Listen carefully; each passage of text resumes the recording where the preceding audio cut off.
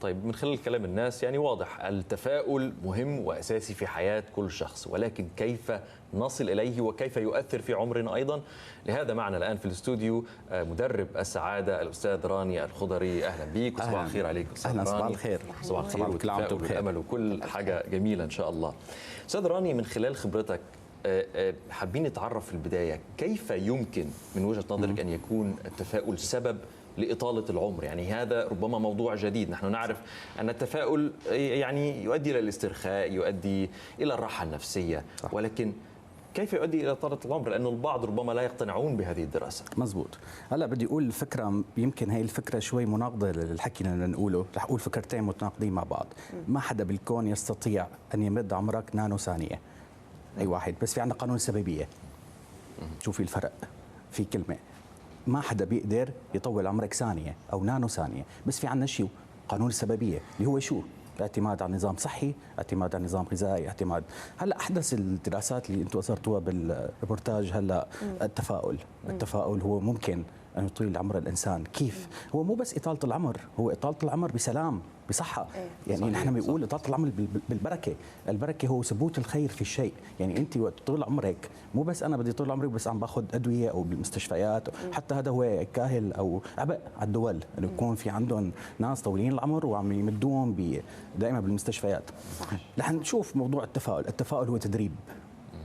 التفاؤل هو تدريب. شوف، التفاؤل هو مثل الجيم، مثل تعلم لغه جديده، مثل تعلم السواقه. انت تتفائل، انت تتدرب، وهذا الشيء اللي احنا عم نعمله هون هلا بمراكز السعاده. انه انا وقت بدي خليكي تتفائلي، خليكي تتدربي. ليش؟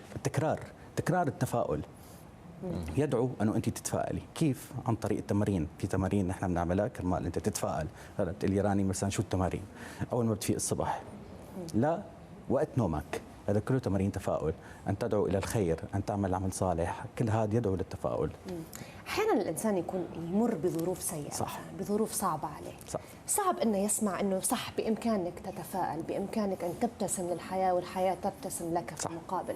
يعني مش حاجة سهلة انك تسمعها وتنفذها يعني بشكل اوتوماتيكي، زي ما يقولوا. فكيف ممكن فعلا نحن نصل الى مرحلة ان نحن نكون متفائلين، نكون مبتسمين للحياة وسعيدين بحياتنا برغم من الصعاب والظروف اللي قاعدين نمر بها؟ التمارين مثل ما حكينا، ممكن تمارين صغيرة أنا أعمل لك إياها ورا تحليل شخصيتك لإلك، ممكن أنه يزيد هذا الموضوع. مين البلد اللي بتطور بالعالم موضوع الأعمار؟ اللي هي اليابان، اللي هي أطول أعمار بالعالم، هي دولة اليابان أو بلد اليابان. شو السبب؟ شو كان السبب؟ هو الرعاية الصحية، هو اليوغا، هو المديتيشن، هو النظام الصحي الغذائي، نظام المستشفيات المتكامل، اللي هو العمل طول العمر. حتى بعد ما تتقاعد باليابان هو بيضل عم يعمل أنشطة تطوعية. هذا الشيء يدعو أنه أنت تتفائلي، هو العمل. شوفي، دائما بقول لهم الوقت الفاضي بخليكي مكتئبة. اي وقت فاضي لك هو بيدعو للاكتئاب، بس انت وقت يكون عندك وقت مليان كامل، بروجرام كامل. ذكرت نقطة التطوع هنا، هل العطاء طبعا يخليك متفائل؟ جدا. ما هو السعادة هو بالعطاء وليس بالأخذ. انت وقت تعطي هدية لحدا يدعوك انه تسعدي اكثر ما انت تاخذي الهدية. طيب، في ناس بتقول يعني لو نظرنا الموضوع نظرة واقعية مش ممكن نكون متفائلين طول الوقت، ومش ممكن نكون بالتالي سعداء طول الوقت. صح. وفي ناس بتقول انه الحزن، الغضب هي مشاعر طبيعية ولابد ان احنا نمر بيها وصحية جدا وبتنقلنا الى مرحلة اخرى من التطور النفسي. هل في تعارض ما بين التفاؤل والحزن والمشاعر الاخرى البعض بيراها سلبية؟ طبعا في تعارض. انا مع الحزن، مع البكاء. يعني مش ممكن الواحد يكون حزنان ولكن متفائل في فترة حزن عندما يرحل شخص قريب او يعني بدك تحزن. انت لك مشاعر بدك تحزن، بس هو عندك وقت للحزن. تمام. نحن هو هذا التدريب اللي نحن نقول عليه، بس بدك تبكي، بدك تحزن، بدك حتى طاقة الغضب لازم تطلع. في ناس مثلا بيجوا لعندي بيكون كان بده يصرخ او يعيط على حدا ما صرخ، صار عنده مشكلة بالحنجرة.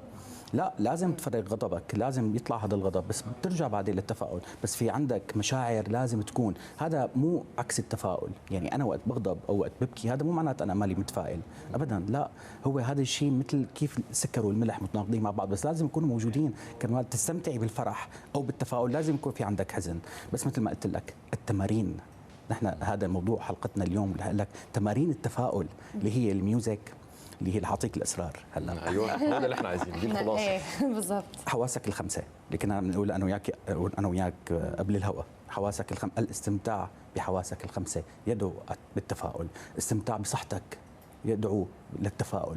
كيف تقول لي راني كيف تستمتع بحاسه النظر، تستمتع بالسمع، بالميوزك، تستمتع بحاسه التذوق؟ يعني نحن مو بس ناكل، انت لازم تستمتع بالوان الاكل.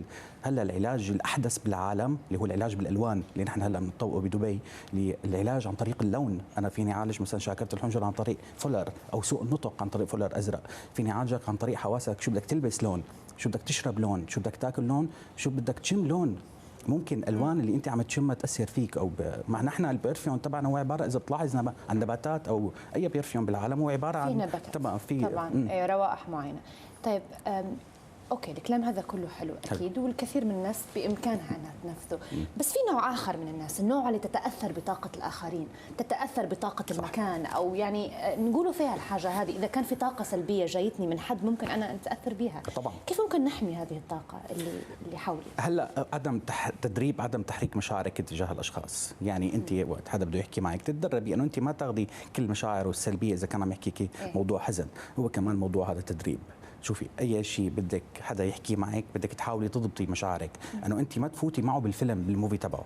هو عم يحكي لك قصه، هو قصته، بدك تحاولي تتاقلمي انه انت تساعدي ما تفوتي بالفيلم. نحن بنفوت معه بالفيلم، ما هي المشكله. يعني مثلا لا انت عم تحكي لي قصه محزنه، انا اذا شغلت خيالي معك وتركيزي معك رح اخذ كل طاقتك السلبيه وانت رح تفضيها الطاقه فيني، تمام؟ لا، انت حاولي خدي شيء كمان بالتدريب، شيء صغير من طاقتي السلبيه اللي انا اعطيتك اياه، ما تاخذي كل شيء، عن طريق عدم تحريك مشاعرك بالكامل. اللي انت رح تتحرك مشاعرك رح تتحرك، بس عدم تحريكها بالكامل كمان هذا يدعو للتدريب. تدريب. طيب نصيحتك ايه بالنسبه للناس اللي بيشوفوا دايما الجانب المظلم من الحياه، عمرهم ما بيشوفوا الجانب المشرق؟ كثير بشوفوا هدول. النصيحه تبعي انه شوف، رافق الاشخاص المحظوظين، حاول ترافق الاشخاص المحظوظين، الاشخاص الايجابيين، حاول تلاقي اي منفذ لك عن طريق، شوف، الرياضه بتلعب دور، النظام الغذائي بيلعب دور، اليوغا بتلعب دور، التنفس بيلعب دور، الاستماع لقصص حلوه بتلعب دور، الناجحين بيلعب دور، هوايتك المفضله بتلعب دور، تنميه هوايتك بتلعب دور. تصوري الشيء اللي انت بتحبيه بتلعب دور، القراءه بتلعب دور، المطالعه بتلعب دور، كل هذا بيلعب دور. انه انت العيله، اجتماع العائله مع بعض، مع الاولاد، مع الاحفاد، مع الاخوه، هذا صله الرحم، هذا كثير بيلعب دور. يعني في النهايه نقدر نقول التفاؤل اسلوب حياه، اسلوب وعوامل كثيره قوي بتجتمع مع بعض عشان الواحد يحقق الهدف. يحتاج الى تمرين وجهد. اكيد اشكرك شكرا جزيلا على وجودك معنا هذا الصباح، مدرب السعاده الاستاذ راني الخضري. شكرا لك. مشاهدينا، بعد قليل سنستكشف علاقه ووضع اللغه الامازيغيه بالبحث العلمي في ليبيا، فابقوا معنا.